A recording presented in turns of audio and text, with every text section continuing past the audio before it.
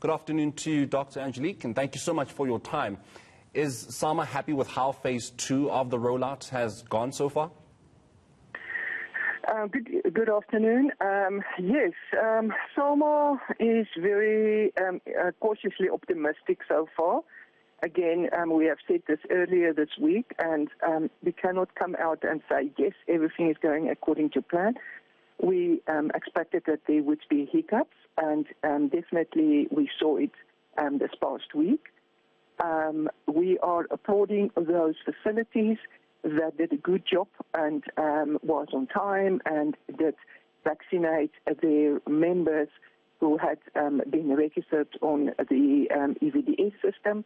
So we're glad for them. But unfortunately, there's always those little boxes somewhere eroding the system, and we take notice of that, and we hope that the National Department of Health as well as the Provincial Department of Health also take notice of the lack on certain of these facilities of electronic registration of these patients using hard copies.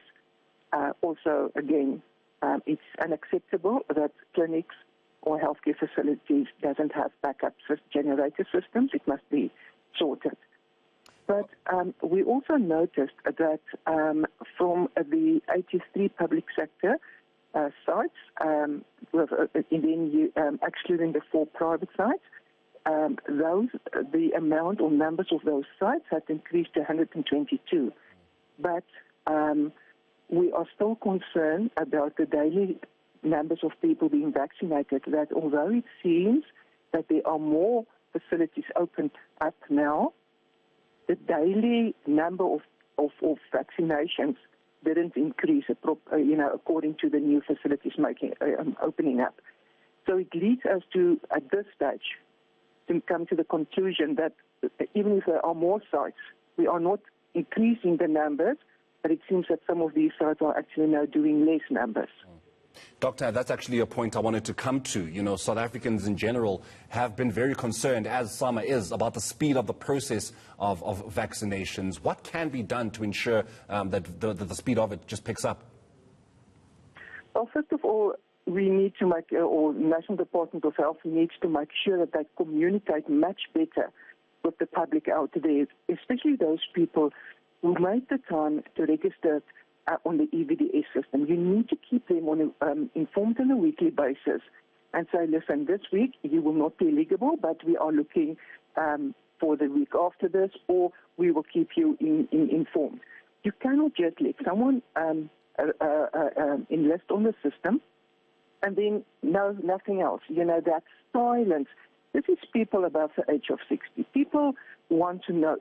It creates an anxiety, especially among the elderly people, about when are they going to. And you cannot just tell someone of the age of 70 tonight that you have to be tomorrow at the site. This is extremely unacceptable, and it causes, as I've already said, a lot of anxiety among these people, the elderly people.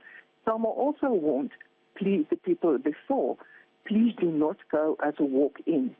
And we have not been proven wrong this past week. We have heard where there are a lot of walk-ins, that people who actually had appointments didn't get their vaccines, and as they ran out of vaccines. The other thing that is of concern is that we are aware that the NOSA is starting to complain that they don't have enough nursing staff to administer these vaccines, and it seems to me that some of the nurses administering these vaccines has not done the vaccinator course.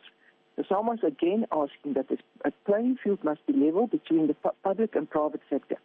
If there are rules that the private sector needs to adhere to and to become a vaccination site, the same rules must apply to the public sector. There should be no distinguish between good health care and less health care just because you are a public sector site. It's the same rules for the same people. Most definitely. Dr. Angelique Coetzee, thank you so much for your time this afternoon. That was the South African Medical Association's National Chairperson, Dr. Angelique Coetzee.